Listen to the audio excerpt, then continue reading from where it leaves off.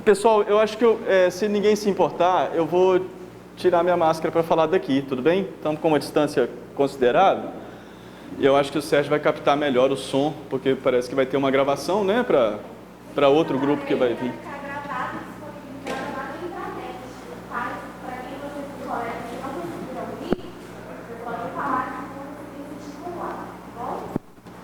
Bom, depois dessa entrada triunfal, não vou nem me preocupar com o nervosismo, a ansiedade, porque agora eu ponho a culpa no meu tombo aqui, né?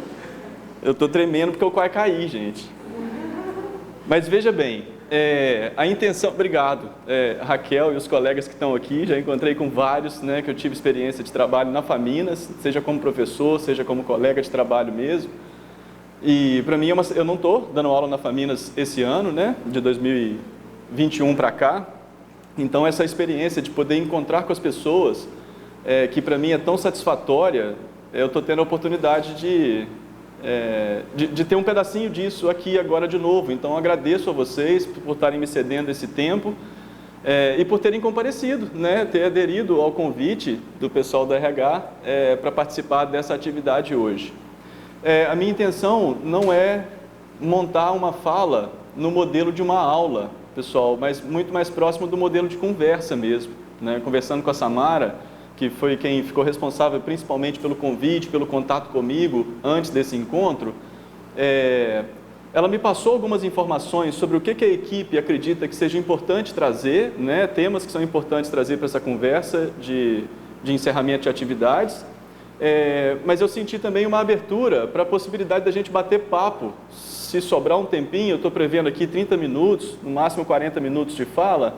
Antes de chegar nesses 30 minutos, eu vou tentar abrir um espaço para quem quiser comentar, seja a respeito do conteúdo do que eu estou trazendo, né? Seja trazer uma experiência com um ponto de vista diferente do que eu defendo, que isso é muito comum, isso acontece bastante, principalmente quando eu estou em roda com psiquiatras, outros psicólogos, quando a gente monta uma equipe para falar a respeito de um tema tão denso quanto o suicídio. Frequentemente a gente tem outras visões a respeito do mesmo assunto que contribuem muito com a minha prática, me trazem alguns insights para eu poder voltar para o meu trabalho clínico de maneira um pouco mais ampliada, né? Então eu vou agradecer muito se vocês puderem contribuir comigo em algumas perspectivas, mesmo que elas sejam contraditórias, mesmo que elas vão no caminho oposto daquilo que eu estou defendendo aqui para vocês.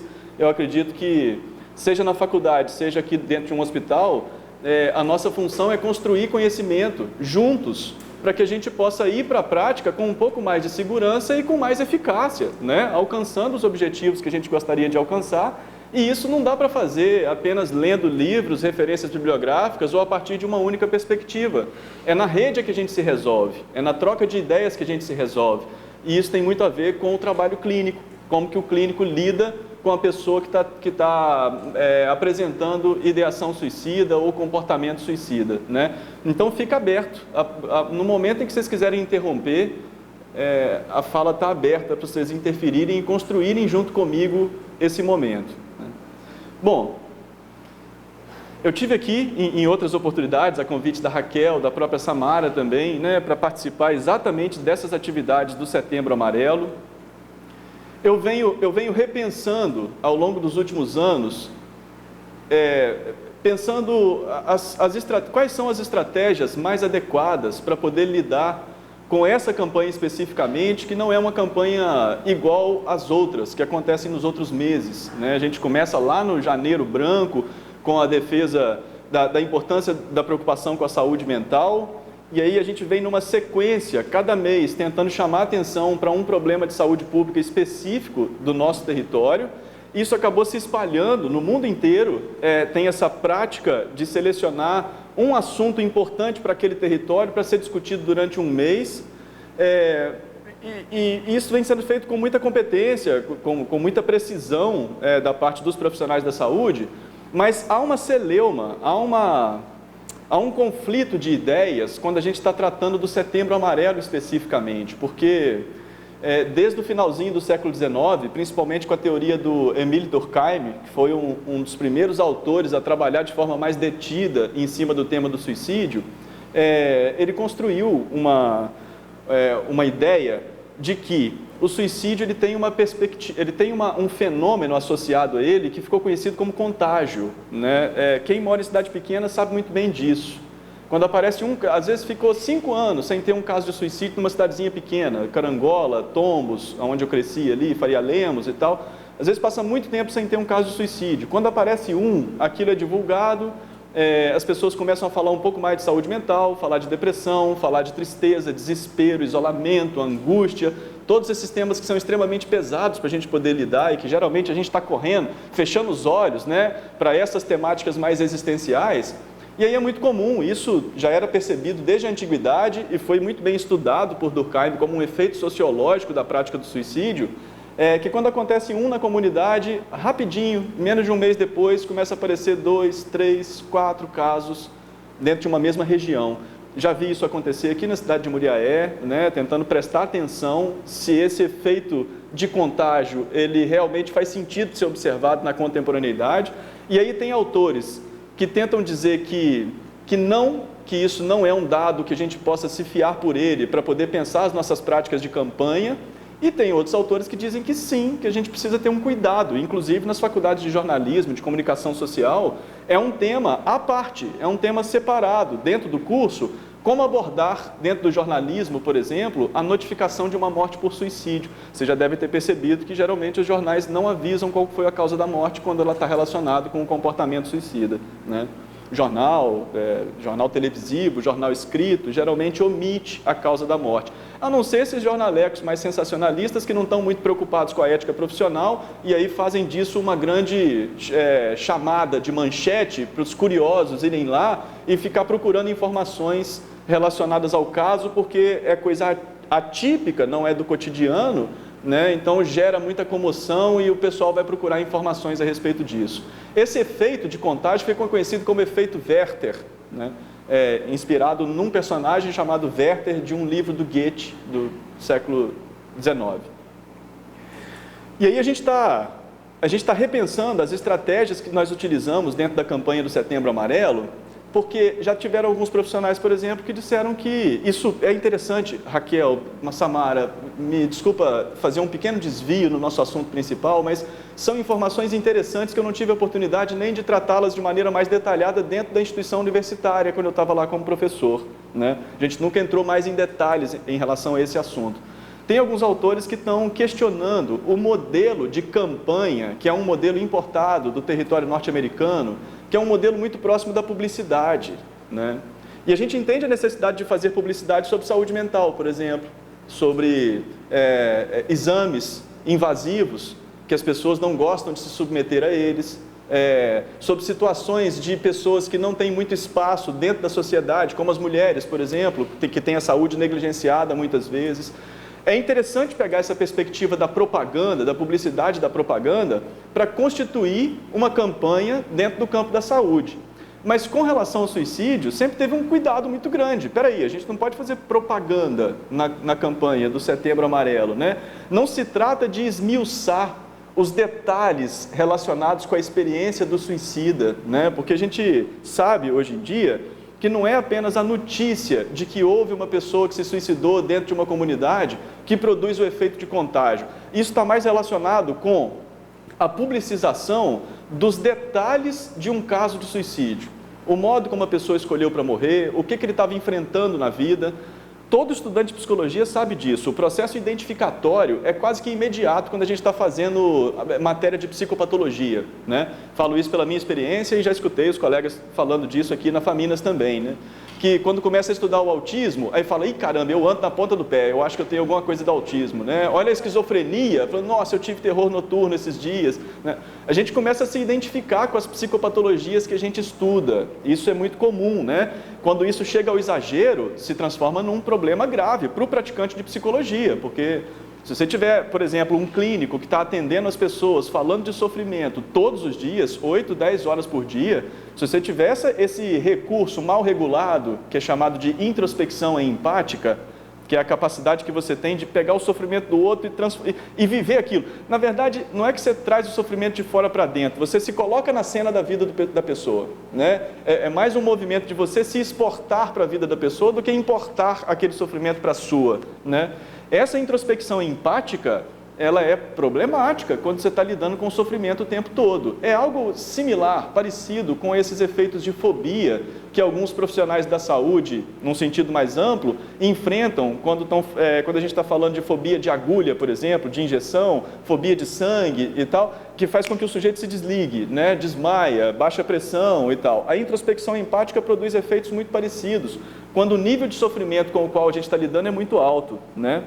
Então, voltando a falar da campanha, a gente está tentando repensar esse modelo de campanha, porque se não dá para fugir dessa ideia publicitária, que é uma perspectiva norte-americana para poder lidar com saúde pública, é difícil escapar disso. Qualquer ação que a gente promove, ela vai ter que ter uma divulgação, vai ter que ter conteúdo, a gente vai ter que trazer uma pauta, não tem muito como fugir do publicitário. Então, que esse publicitário ele se volte cada vez mais para a valorização da vida e não necessariamente ficar falando dos detalhes do sofrimento que acomete uma pessoa que chegou nesse ponto de praticar o suicídio ou de tentar o suicídio, né? Eu gostei muito dessa expressão. Coisa de 5 anos atrás, eu estava recebendo vários convites de escolas para poder fazer palestras em escolas secundaristas aqui em Muriaé. E aí uma delas estava investindo muito na campanha de valorização da vida. Para mim é muito familiar esse termo, porque quando eu morava em Carangola, eu participava muito das atividades da Igreja Católica. A valorização da vida é um termo muito utilizado dentro das campanhas da fraternidade, na comunidade católica que eu vivia e tudo. Então é um termo que me agrada pessoalmente. E quando eu fui praticar isso, eu achei o efeito mais positivo. Quando eu pautava a minha fala muito pelas características da depressão, características da dependência química, características do sofrimento mental grave, a quantidade de pessoas que me procurava no final da reunião para poder avisar que estava passando por coisas muito parecidas era enorme, e isso me preocupava, né? Preocupava, em primeiro lugar, porque eu não vou dar conta de fazer o acompanhamento de cada uma dessas pessoas, fazendo palestra para 200, 300 pessoas, durante 5 dias da semana, o WhatsApp pipocando de chamadas, eu sem ter uma rede para poder encaminhar essas demandas, então isso me preocupava. Eu falava, caramba, tem algum efeito aí que não está sendo interessante. O material que eu estou entregando não está facilitando para as pessoas lidarem com seus próprios problemas, está fazendo com que elas procurem ajuda, e a minha ajuda nesse caso, né? Não são pessoas que estão procurando um serviço público, procurando um psicólogo particular, procurando um CAPS, por exemplo, são pessoas que estão procurando o palestrante, né? Então, eu acho... Tudo bem, Fran? Que bom te ver aqui.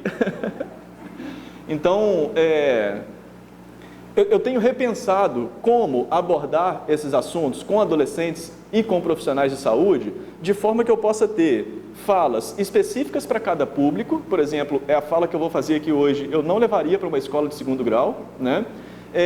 E também como é que a gente pode manejar um pouco melhor os efeitos de uma campanha publicitária que lida com algo que a gente quer evitar que aconteça. Quando você fala de exame, por exemplo, você quer aumentar o número de exames realizados, né? Quando fala de preocupação com saúde mental, você quer aumentar o número de pessoas que procuram a saúde mental. Então a publicidade cai muito bem.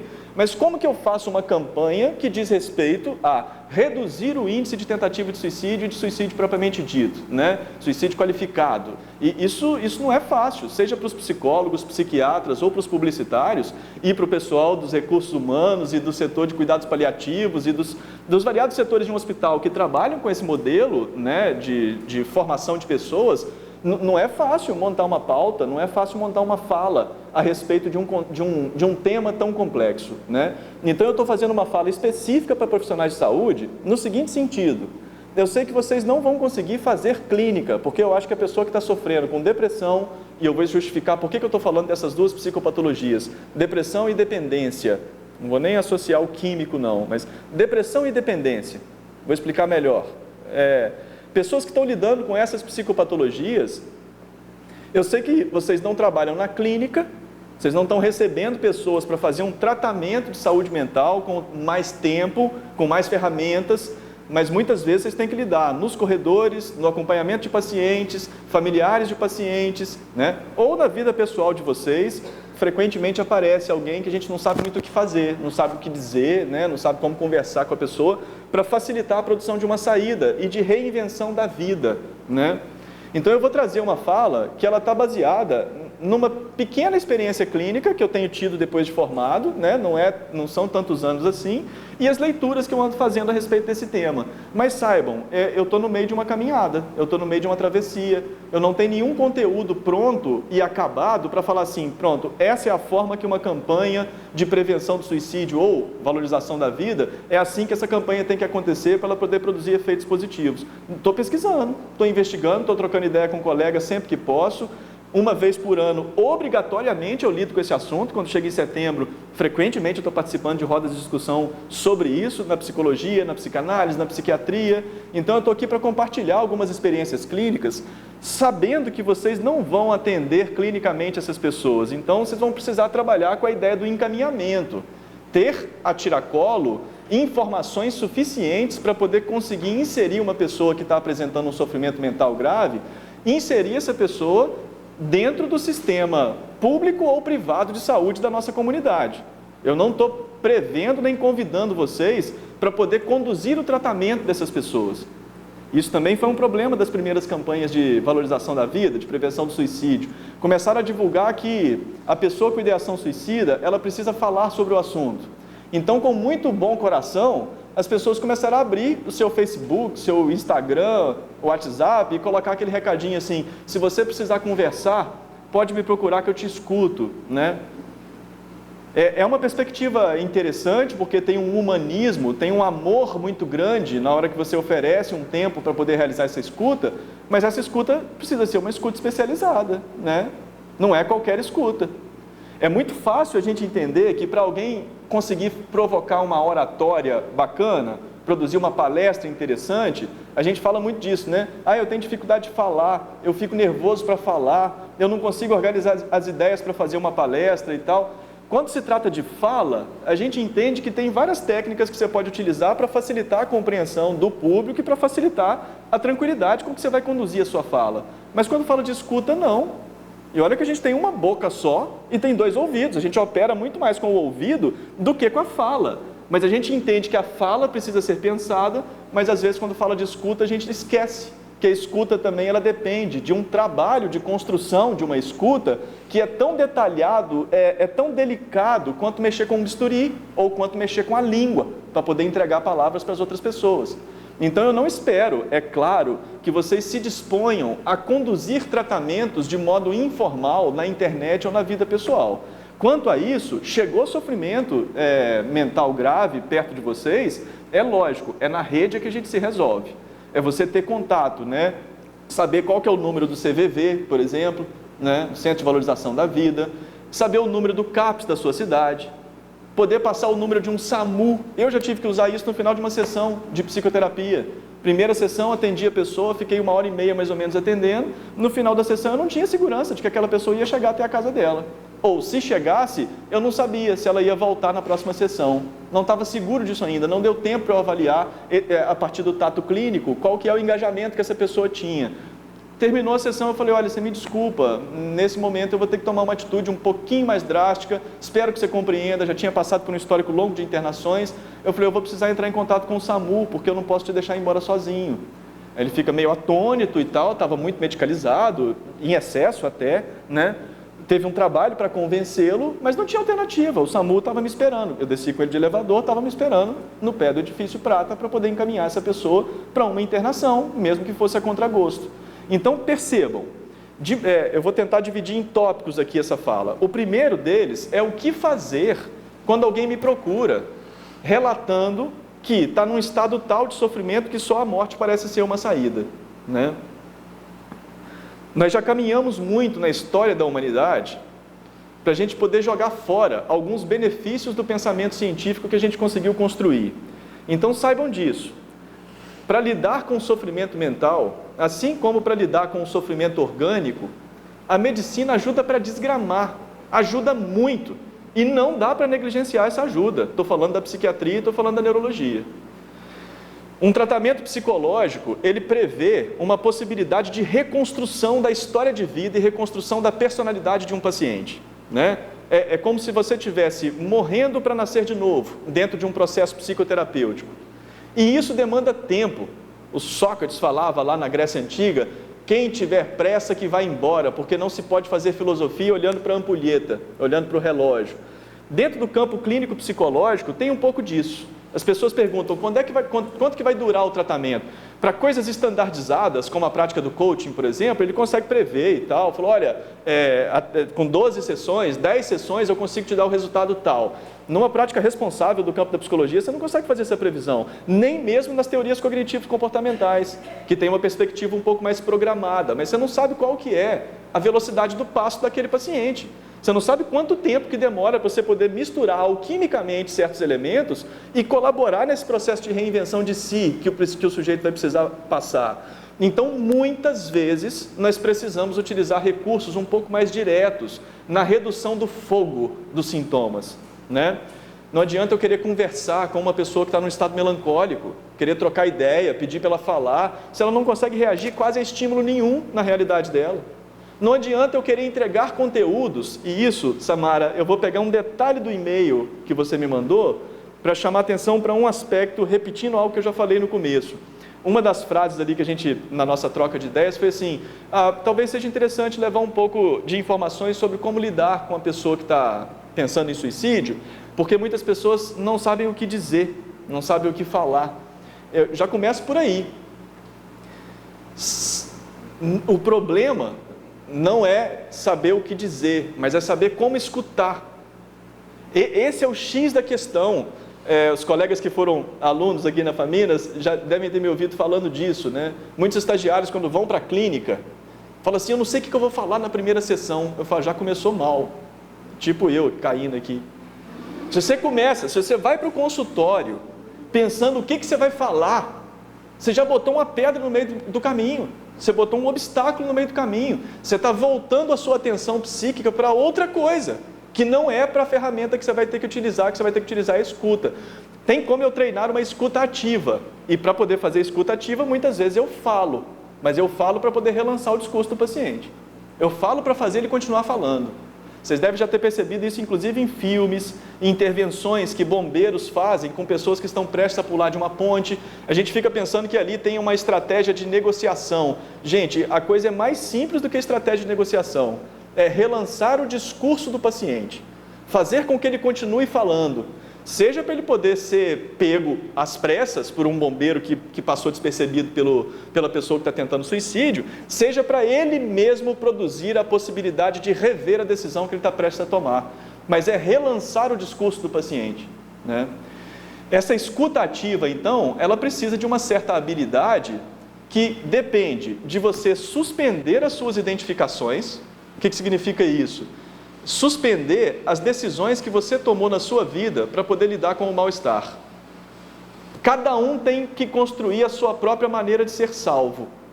Isso não é vendido na farmácia, não tem protocolo para isso. O nosso compromisso, e digo isso inclusive depois de Cristo para cá, curiosamente, assim, eu acho que filosoficamente dá para pegar, desde o surgimento da doutrina cristã, criada por Paulo, a gente percebe, com a lógica do livre-arbítrio, inclusive, até a figura de Deus ficou mais em silêncio do que naquele período do Antigo Testamento, que ele falava com voz de trovão e mandava, vai para cá, vai para lá, vou tacar fogo aqui, vou inundar ali.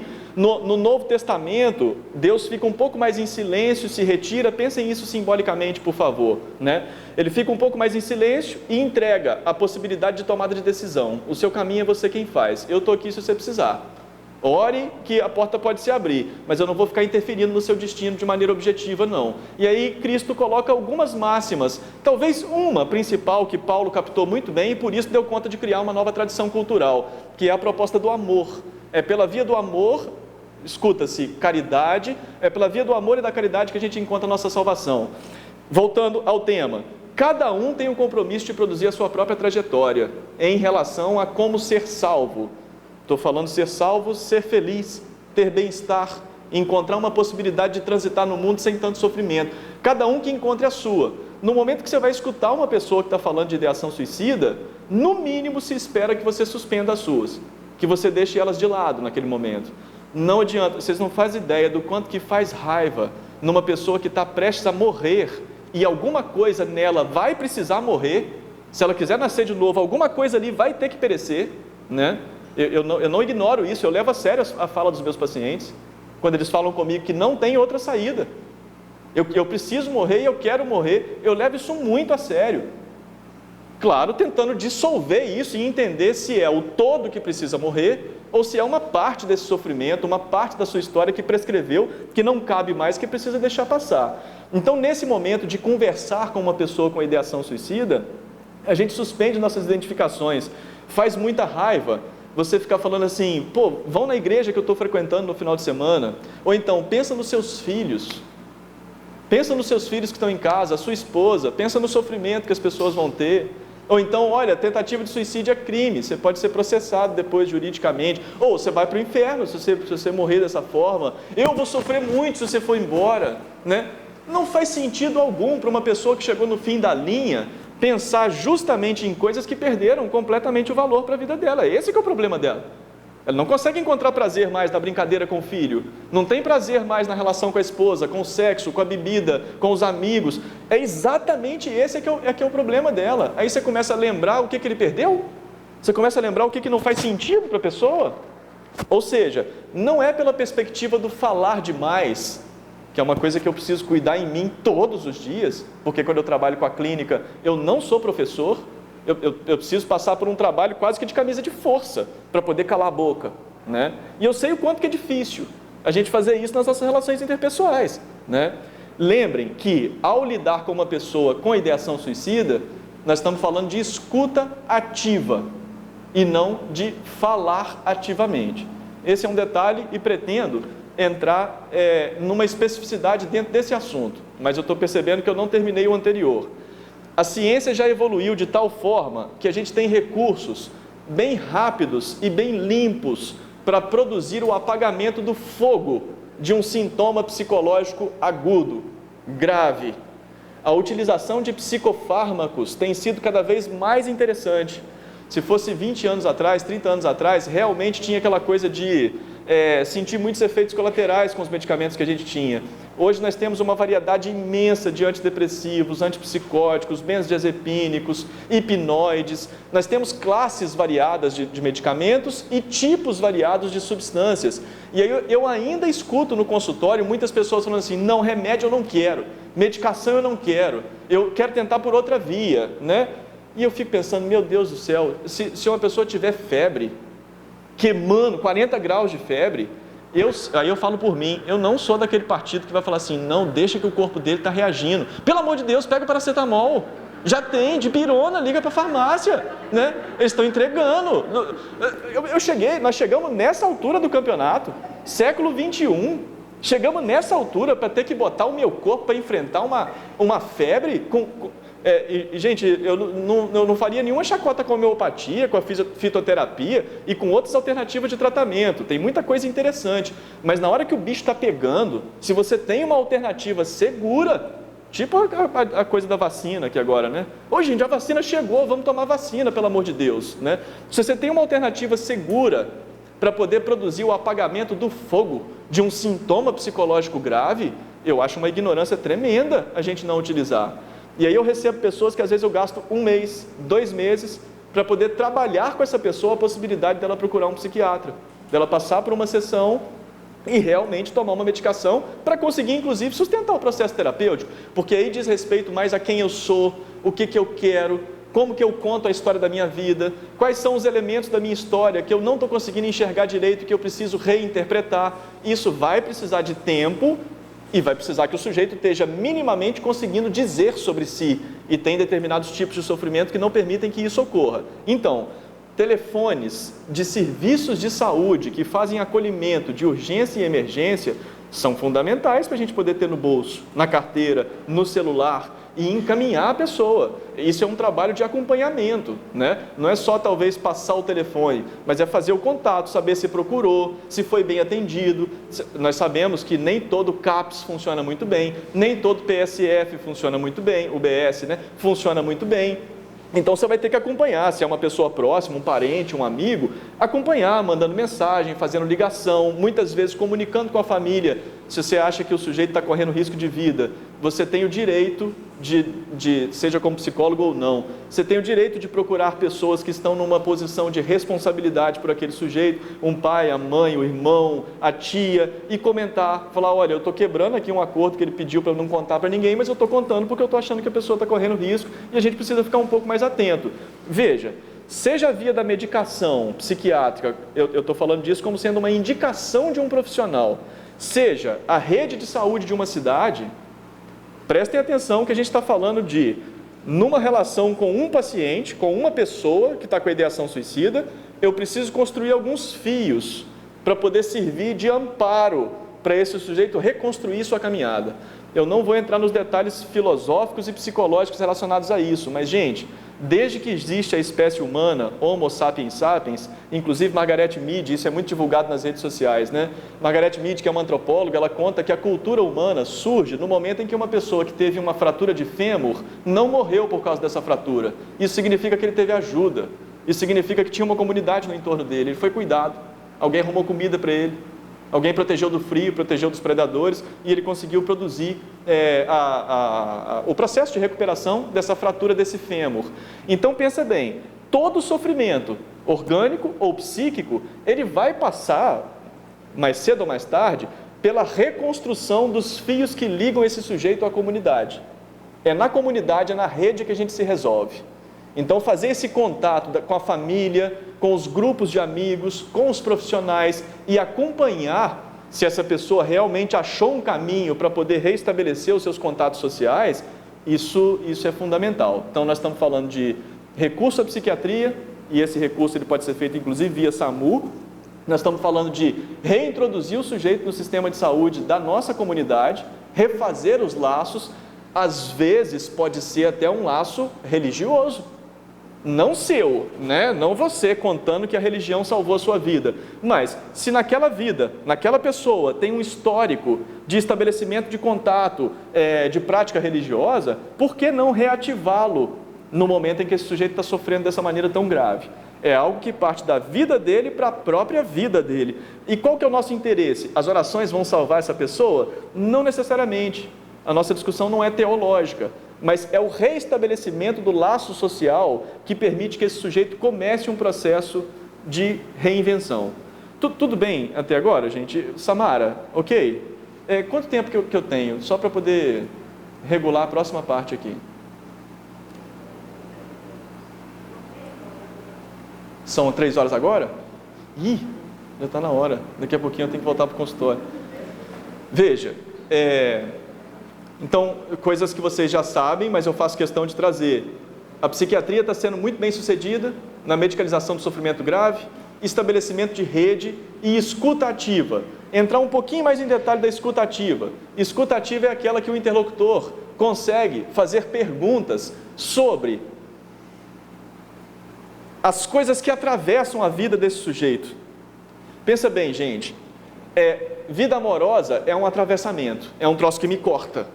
Né? Eu não sou só isso, eu não vivo só a parte do amor, tem outras coisas que me interessam, mas a vida amorosa é uma coisa que me atravessa. A vida profissional é outra coisa que me atravessa. Eu poderia chamar isso de verdades que me atravessam. As verdades espirituais que me atravessam, as verdades fraternas que me atravessam, meu ciclo de amizade, né? As verdades inúteis que me atravessam, a minha relação com a arte e com o ócio, ou a profissão. Lembrem, toda a história de vida, ela é uma coletânea de atravessamentos que um indivíduo sofre em relação a múltiplos campos. Quando a gente está fazendo a escuta ativa, as perguntas que a gente elabora são perguntas que tentam enxergar um pouquinho melhor, escutar um pouquinho melhor sobre esses atravessamentos. Contar histórias, cara. Contar história é extremamente terapêutico. É uma coisa, né, Lara, que quando a gente começa no consultório e aí recebe alguns casos graves e tal, você fica com medo na hora de começar a atender e aí descobre que com 2, 3, 5 sessões, o sofrimento ele dá uma boa rebaixada. A pessoa que estava com insônia fala, eu consegui dormir bem 2 vezes essa semana, o apetite está voltando, aquelas dores que eu sentia eu não estou sentindo mais. Você fala, beleza, maravilha, estou conseguindo, né, função do meu trabalho, isso e tal. Muitas vezes é só o fato de estar dando condições para esse sujeito estar tendo um território para falar de si. Então, calar a boca das suas identificações é dar espaço para esse sujeito falar de si. E fazer uma escuta ativa é você investigar, perguntar para ele como que funciona essas áreas da existência, mesmo que seja para ele poder dizer que tudo apodreceu e tudo morreu. Mesmo que seja para te contar uma história extremamente triste que vão sair os dois chorando no final da conversa. Está suficiente. Puxar a língua, contar histórias, é uma maneira desse sujeito se reconectar com uma amplificação. E amplificar significa dissolver o sofrimento. Se ele está muito concentrado, se o sujeito não consegue enxergar nenhuma saída, está dentro de um quarto fechado e as portas estão pegando fogo, contar histórias produz uma... Pode pensar pela via da distração, mas eu prefiro que a gente pense aqui na a operação química oposta à concentração, diluição. A gente pensa na diluição, né? A diminuição dessa mancha, dessa sombra que está sobre a cara do sujeito, ao contar histórias, ele dilui uma boa parte desse sofrimento. E isso pode ser uma boa maneira de conduzir um encontro com uma pessoa que não está em tratamento e levando em consideração que você não vai marcar com ele uma vez por semana, 2 vezes por semana para fazer isso e conversar toda semana, porque isso é trabalho do psicólogo e do psiquiatra, né? Nós não vamos fazer prática ilegal da psicologia nem da medicina, nós estamos falando para momento de urgência, momento de emergência que você não sabe o que fazer. Faz perguntas, usa Sócrates, está desde o início da história. Pergunta socrática é você querer saber mais a respeito daquilo. Extrato de caso clínico, que está sendo preparado para publicação, é super tranquilo a gente tratar dele aqui. Eu já cheguei a citar alguns elementos sobre ele que me ensinou muito dentro da prática clínica. Uma pessoa que chega falando que está indo porque a mãe pediu para o tratamento psicológico, mas ele está decidido, ele vai tentar de novo, já tentou 4 vezes, vai tentar a 5ª, mas está indo ali porque a mãe pediu, ele não sabe o que vai fazer ali, o que você quer que eu falo? E aí eu fui fazendo as perguntas e tal. No final da sessão ele chega falando que se sentiu bem, relativamente bem, primeiro, porque eu não me espantei com a ideia de morte dele. Eu acho que a gente precisa... Quem é médico, enfermeiro, profissional de hospital, sabe muito bem disso. Se você ficar se espantando com cada fratura, cada ferimento, cada sofrimento, cada dor de cabeça, você não trabalha mais. A gente constrói uma espécie de um mecanismo de defesa que transforma a gente numa pessoa até um pouco insensível, né? Como é que você vai entrar numa aula infantil e toda vez se debulhar em lágrimas, né? Toda vez sofrer e levar aquilo para casa e não conseguir dormir porque você viu uma criança que está prestes a morrer, né? A gente cria uma espécie de uma estratégia defensiva para lidar com o sofrimento. Com o tema da morte é a mesma coisa. Nós vamos ter que criar uma espécie de amortecimento que faça com que a gente não fique apavorado na hora que a pessoa fala que está querendo se matar. Nesse caso específico, eu falei, então me conta como é que vai ser isso, como é que foi as últimas tentativas e o que você está pensando em fazer, como é que vai ser a próxima e tal, como é que você chegou nesse estado? Cara, se tem alguma coisa para a gente fazer aqui ainda, escreve seu epitáfio. Imagina que você está aqui para escrever seu epitáfio. Você está construindo um texto, você está falando para alguém sobre sua história de vida que vai ficar marcado. Eu te garanto que eu faço questão, né, de guardar, de defender isso que você está produzindo aqui dentro como seu epitáfio. E foi assim que o trabalho terapêutico começou, contando histórias, e aí vai lá no passado, uma vida extremamente cheia de vulnerabilidades, as frustrações que passou, e realmente tem algumas pessoas que parece que tem um azar, né? Eu não acredito no azar não, mas você vai olhando a sequência de acontecimentos e fala, caramba, bicho, qualquer um estaria moído depois de uma sequência de acontecimentos como essa, assim. E aí vai uma sessão, 2 sessões, 3 sessões, 4 sessões. Quando chegou coisa de 1 ano e meio de tratamento, e me dando muito trabalho, porque não tinha segurança, era difícil eu dar mais espaçamento entre sessões e tal, a pessoa deitada no divã, refletindo sobre a vida dela, ela produz uma pequena virada. Ela fala assim, olha, Hugo, eu tive aqui na primeira vez, você me fez uma proposta de eu escrever meu epitáfio, e agora eu estou percebendo que eu estou escrevendo a minha biografia. Um detalhe, muda um detalhe. Durante 1 ano e meio, quase 2 anos de tratamento, para mudar um detalhe.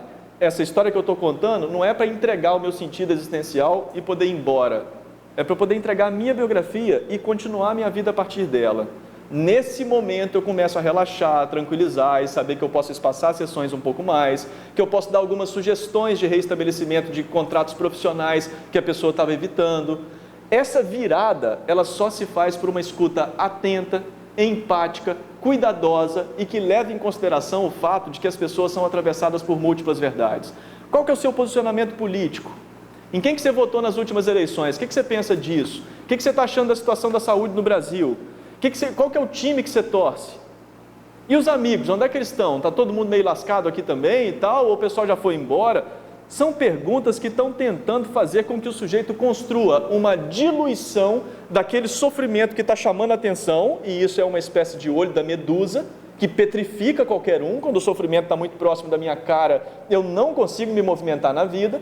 Você produz uma espécie de distração, de diluição, até que o sujeito consegue pegar certos elementos para poder remontar uma possibilidade de apostar na vida de novo. Tudo bem quanto a essa questão?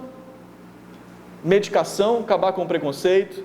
Tabu para poder falar de morte não dá para ter. Nós precisamos ter paciência e força subjetiva suficiente para poder encarar a morte e até falar, então tá, então vamos ver como é que isso vai acontecer.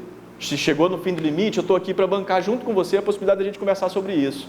Vamos ver o que vai acontecer. E diluir o sofrimento através da fala, mas principalmente encaminhar as pessoas para tratamento de saúde mental. Gente, a transformação de um epitáfio em uma biografia é o pequeno toque poético que eu estava tentando trazer também para essa comunicação.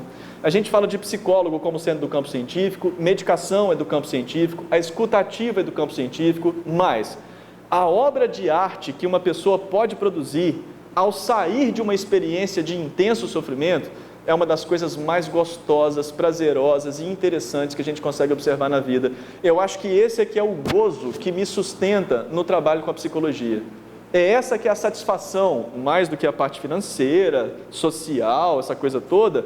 Eu tenho uma satisfação imensa por perceber o tamanho da criatividade do espírito humano para sair de determinadas situações extremamente complexas e constrangedoras e produzir uma espécie de conjuntura singular que fala assim, caramba, está aí uma obra de arte. Seja uma pessoa que foi pela via do evangelismo, seja uma pessoa que foi se fixar, utilizar métodos de práticas de saúde, que nem são práticas de saúde que eu concorde, né? Independente como ele conseguiu dar conta de montar a continuidade da sua história. Não tem coisa mais bonita do que a gente ver uma pessoa construindo o seu próprio estilo depois de uma experiência em que alguma coisa morreu na história de vida desse paciente.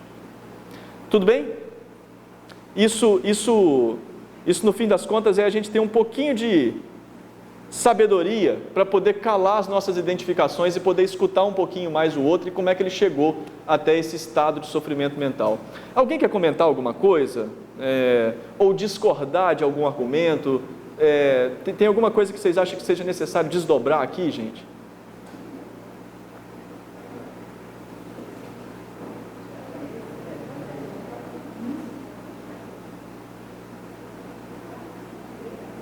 Está quente ainda, né? Estou suando aqui também. Está muito longe. Eu sei que vocês estão aqui numa atividade como convidados, então eu me refiro ao pessoal que fez o convite. Está muito longe, está tranquilo, sim, essa comunicação, por enquanto. Tem outras ideias que estão pululando na minha cabeça aqui, mas eu acho que não vai dar para a gente entrar em todas, não. Tem mais algum detalhe que vocês queiram que eu desenvolva um pouco melhor, gente?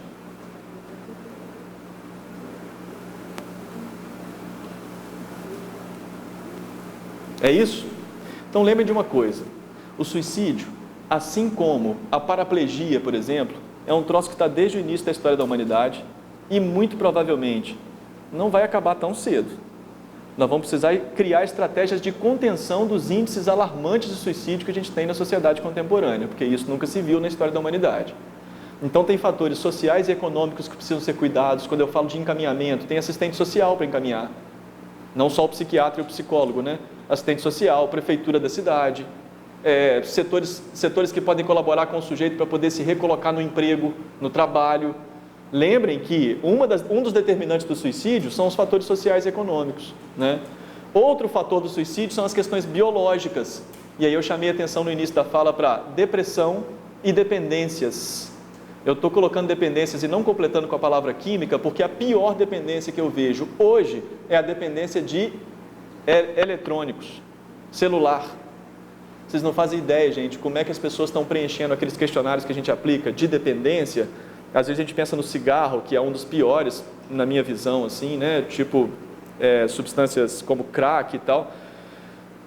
A gente acha que esse é que é o problema das dependências contemporâneas. E aí você passa um inventário de preenchimento, de respostas, para poder ver índice de dependência das pessoas em relação às tecnologias.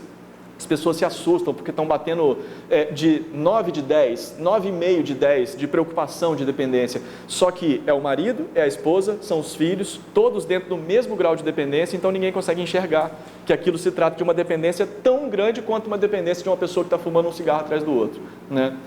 A dependência, ela é um dos fatores extremamente associados, e aí eu estou falando não pela epidemiologia, estou falando pela experiência clínica, um dos fatores mais associados à ideação suicida. Cuidem, gente, e aí eu não estou falando das pessoas com quem vocês estão lidando, estou falando para vocês mesmo. Cuidem da pulverização das atividades no cotidiano. Cuidado com esse negócio de chegar em casa, tomar um banho, comer, pegar o celular e ficar até a hora de dormir, fazendo a mesma atividade, vídeo de TikTok, ou Instagram, ou WhatsApp. Cuidado com a repetição, porque o hábito faz o monge, e um hábito repetitivo demais faz um monge morto. Empobrece a subjetividade, empobrece a cognição. Estou falando isso para vocês e toda vez que a gente fala, a gente se escuta. Estou falando isso para mim também. Cuidado com as dependências. Toda vez que você está vendo uma pessoa que fica irritada quando está distante daquilo que você está olhando como alvo de uma dependência, é hora de prestar atenção. Se você sai de casa, por exemplo, e você não sabe se orientar na rua, porque parece que você está pelado sem celular, preocupe-se com isso. Dá uma olhada nisso, tenta fazer uma maneira com que você tenha atividades um pouco mais presenciais e menos virtuais, só para poder equilibrar um pouco mais aquelas coisas que a gente faz de maneira repetitiva. Sexo repetitivo é um problema, insistente, viciado, assim como droga, assim como uma prática de uso de tecnologia. E do outro lado, o outro fator de risco para suicídio, a depressão. Depressão é um problema de base neurológica que tem tratamento, tanto medicamentoso como psicológico. Como é que eu identifico a depressão? Tem dois sintomas muito simples que dá para a gente poder levantar uma exclamação quando a pessoa está conversando com a gente. Um sintoma, perda de interesse ou de prazer em atividades que antes davam prazer para aquele sujeito. Tem gente que fala que começa explicando assim, não estou conseguindo jogar bola mais, eu não estou conseguindo sair com meus amigos e tal, o pessoal está me chamando para festa, eu não vou, estou querendo mais ficar em casa e tal. Lembra, eu estou falando para profissionais de saúde, então não vamos sair diagnosticando os outros com depressão só porque a pessoa não está afim de jogar bola no final de semana, né? Estou falando de casos que você percebe um certo nível de gravidade da perda de interesse por atividades que eram muito caras para esse sujeito. Às vezes ele está só num processo de transformação, mas muitas vezes pode ser a anedonia, perda da capacidade de sentir prazer com situações que antes davam prazer. E o segundo, falas que são muito cheias de autoculpabilização, autorrecriminação, que dá raiva em quem escuta, porque fica parecendo vitimização. A pessoa está deitada na cama e fala, eu não consigo sair, eu não presto, realmente, eu não estou contribuindo com a casa, meu salário não dá para pagar as contas, eu não te amo direito, falando com a esposa ou com o marido, eu não consigo te amar à sua altura, você não me merece e tal, você podia ter uma pessoa melhor. A vontade que a gente tem de sacudir, falar assim, levanta-se homem, minha mãe falava, você é um homem ou você é um saco de batata, né? Levanta e tal. Presta atenção, anedonia e pensamentos de autoculpabilização e autodiminuição é um fator de risco para a constituição de um diagnóstico de depressão que está diretamente tão associado ao suicídio quanto às dependências. Esses dois fatores eu acho que chamam mais atenção. Psicose, nem tanto, sabe? Delírios, alucinações, esquizofrenia, estatisticamente falando, nem tanto associado aos casos de suicídio. Nós estamos falando de dependência e falando de depressão. Saber identificar isso é fundamental para você poder saber a hora de fazer um encaminhamento ou de promover uma escuta ativa, mesmo que você tenha que separar um tempo do seu cotidiano, perder um tempo que você estaria usando para outra coisa, para dar lugar para essa pessoa dissolver um pouco do seu sofrimento através da fala. Acho que aqui eu cumpro mais ou menos o que eu tinha pensado em trazer para vocês, gente. Tá tudo bem? Então tá. Obrigado pela gentileza, desculpa a pressa na hora de falar, eu estou ansioso para poder voltar a entrar em contato com o público também, então está sendo um prazer para mim estar aqui. Obrigado pela atenção, estou olhando, é bom quando tem menos gente assim que a gente consegue olhar nos olhos, né, de quem está escutando, e é gostoso demais perceber a atenção, o cuidado e o carinho para poder receber os convidados que vêm de fora. Obrigado, vocês são fera demais da conta. Continuo escutando bem pra caramba. sobre o trabalho dos profissionais da Fundação. Para mim é um orgulho, assim, aonde eu vou, quem quer ter referência de Muriaé, eu falo, conhece o serviço lá da Fundação, o pessoal lá é fera, especializado no trabalho humanizado, tanto tecnologicamente quanto na humanização, assim, a imagem de vocês continua muito boa no mercado, então para mim é extremamente honroso ter esse espaço de fala junto com vocês aqui. Obrigado demais, beleza?